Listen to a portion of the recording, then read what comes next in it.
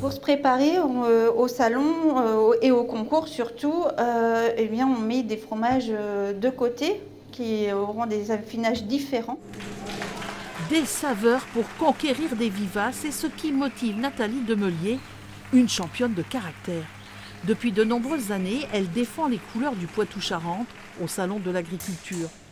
Dans son atelier du sud de la Vienne, elle fabrique une dizaine de fromages typiques de la région, tous au lait de chèvre.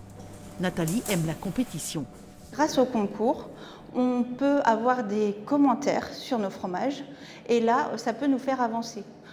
Pas assez salé, trop crémeux, etc. Et puis il y a le côté aussi que lorsqu'on gagne une médaille, eh bien, il faut savoir que les ventes quand même des fromages médaillés s'envolent. Dans sa quête des médailles, Nathalie n'est pas seule. Son compagnon, David Bossuet, s'occupe de l'élevage dans la plus pure tradition, un troupeau de 500 chèvres nourri principalement avec des produits de la ferme. On donne nous essentiellement du foin de luzerne, à peu près aux 3/4 en fourrage avec un petit peu de foin de graminées. Et après sur le reste en concentré, on cultive du maïs grain qu'on leur donne. On ne change rien pour le concours, quoi.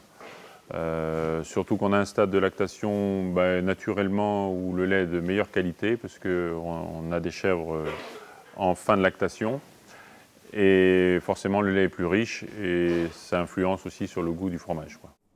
Ce qui influe aussi sur le goût, c'est la forme qu'on lui donne.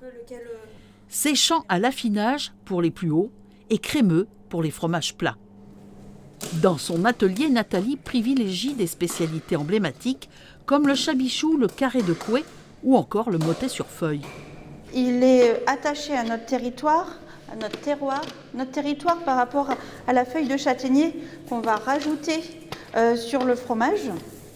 Et notre terroir par rapport donc aux saveurs que ce fromage va procurer grâce à l'alimentation des chèvres. Les fromages fermiers au lait cru de Nathalie et de David sont principalement commercialisés en circuit court et notamment à la ferme.